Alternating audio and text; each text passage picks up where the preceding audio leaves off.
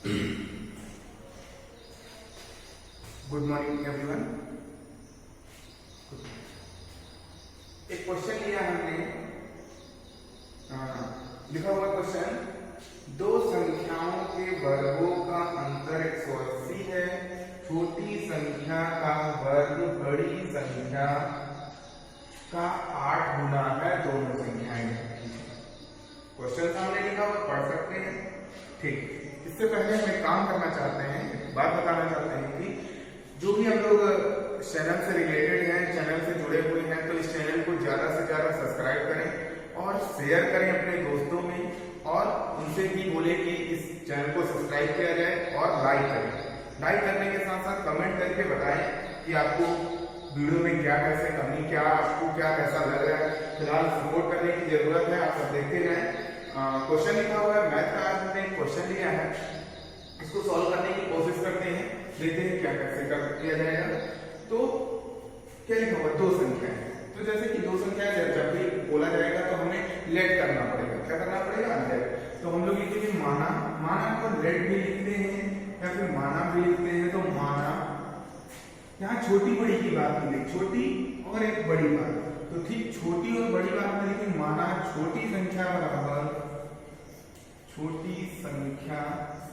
बराबर x, बड़ी संख्या बराबर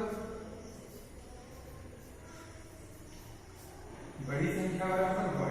ठीक, दोनों संख्याओं के वर्गों का अंतर, दोनों संख्याओं के वर्गों का अंतर, दोनों संख्या पहले वर्ग करेंगे। ठीक, मान लो प्रश्नानुसार हमने कहा, प्रश्नानुसार एक्स स्क्वायर माइनस अंतर में तो minus Y square is equal to 180। क्या ये हमने सत्य लिखा है? सत्य लिखा है? देख लेते हैं, गलत लिखा हुआ। ये जो मैंने लिखा गलत लिखा हुआ, जो भी समझ पा रहे हैं अच्छी बात है, जो नहीं समझ पा रहे वो देखते हैं।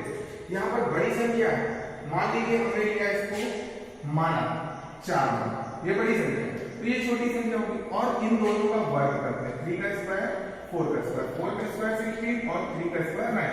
अब अगर हम यहाँ लिखेंगे 9 माइनस 16 करेंगे तो लगभग -7 बचेगा, क्योंकि इधर प्लस का है तो क्या आना चाहिए, प्लस आना चाहिए। तो इसलिए हम लोग थोड़ा सा वेरिएशन देते हैं, वेरिएशन का मतलब थोड़ा सा करेक्ट करते हैं, और यहाँ बड़ी संख्या का वर्ग माइनस छोटी संख्या का वर्ग लिखा जाएगा। राइट, समझ गए होंगे? देख लेते हैं। ये पहली शर्त थी। दूसरी शर्त क्या करनी है, यहां लिख सकते हैं शर्त नंबर 1, फिर शर्त सेकेंड। दूसरी शर्त क्या है, छोटी संख्या का वर्ग। अब छोटी संख्या कौन है, छोटी संख्या का वर्ग बड़ी संख्या का 8 गुना है। बड़ी छोटी संख्या का वर्ग बड़ी संख्या का 8 गुना है। तो पहले इक्वल करेंगे बड़ी संख्या का। आप देखा कि छोटी संख्या का वर्ग किया, ये जैसे ही वर्ग किया हमने, ये 8 गुना हो गई। हमने यहाँ क्या लगाया, इक्वल। तो ये अगर 8 गुना ऑलरेडी है और इसको हम फिर 8 से कर देंगे तो ये और बढ़ जाएगी। क्या बराबर होगा, बराबर नहीं होगा। तो इसलिए हम लोग 8 को सेकेंड साइड पे इक्वल करने के लिए इनटू कर देंगे। ये समझ गए होंगे? यानी यहाँ पर छोटी संख्या का वर्ग 8 गुना है बड़ी संख्या से। तो अगर ये 8 गुना है और ये कम है, तो अगर मैं मान लो इसको मैंने एक बार और इनटू करा दिया तो ज्यादा बड़ा हो जाएगा। इसलिए इधर ना करके हम लोग सेकंड साइड पे करेंगे। ठीक, देखते हैं यहाँ पे समझ गए मुझे। ये इक्वेशन मैंने फर्स्ट मानी थी और ये क्या मान लिया, ठीक, समझ गए मुझे। अब देखते हैं एक्स स्क्वायर का मान, एक्स स्क्वायर का मान समीकरण 1 में पर रख देते हैं। Y square minus X square की जगह हम 8y लिख सकते हैं, और इसको इधर ले आते -180 इक्वल टू क्या हो जाएगा, 0। देखते हैं फैक्टर निकाले जाए। 18 का हम 180, 18 18 जा 180। Y square minus 18 minus 10, y minus 180 equal to 0। Then y square minus 18y minus minus plus 10y minus 180 equal to 0। This y common लिया, y माइनस 18 प्लस 10 कॉमन लिया, y माइनस 18 इक्वल टू 0। पूरे में से देखेंगे y minus 18 in first bracket, y minus 10 in second bracket equal to 0। First time y minus 18 equal to 0, तो y equal to कितना आ जाएगा 18। बड़ी संख्या कितनी आ गई 18। दूसरी भी आ सकती है y minus 10 equal to 0, then y equal to 10। दो आंसर आ गए y के। ठीक, अब x की वैल्यू निकाल लेते हैं। कहां से निकालेंगे वो देखिए, कभी इक्वेशन बनी हुई है, देखो इक्वेशन तो हमने लिखी हुई, यहां रखते हैं x² इक्वल टू 8y। तो y इक्वल टू हम लोग यहां पे लिख सकते हैं 10, 8 into 10, 8 into 10 या फिर 18 रख देते हैं। ये होता है हमारा कितना 144 यानी x इक्वल टू कितना आ जाएगा। अगर हम इसमें रूट लगाते हैं और 144 लिखते हैं, रूट के अंदर 12 into 12 लिखा जाएगा, पेयर बनाएंगे तो आंसर आ जाएगा 12। बड़ी संख्या 18 आएगी, तो छोटी संख्या कितनी आएगी, कितनी आएगी 12। ये तुम्हारे क्या हो जाएंगे, दो आंसर हो जाएंगे, करेक्ट हो दे देंगे आंसर। ओके, ठीक, गुड। स्क्रीनशॉट ले लो, सॉल्व कर लो।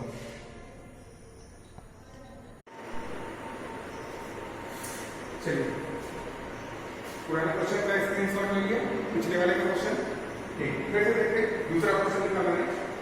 3 वर्ष पूर्व रहमान, एक रहमान नाम का लड़का है, 3 वर्ष पूर्व यानी 3 वर्ष पूर्व, आज जो है इससे 3 वर्ष पहले, 3 वर्ष पहले, ठीक, 3 वर्ष पूर्व रहमान की आयु का व्युत्क्रम, और उसका व्युत्क्रम होना चाहिए। उसका क्या होना चाहिए, व्युत्क्रम, उसका अपोजिट मतलब उल्टा होना चाहिए। एंड और अब से 5 वर्ष बाद, अब से 5 वर्ष बाद यानी 5 वर्ष बाद बीतेंगे तब, ठीक, के व्युत्क्रम का योगफल 1/3 है, उसकी वर्तमान आयु ज्ञात कीजिए।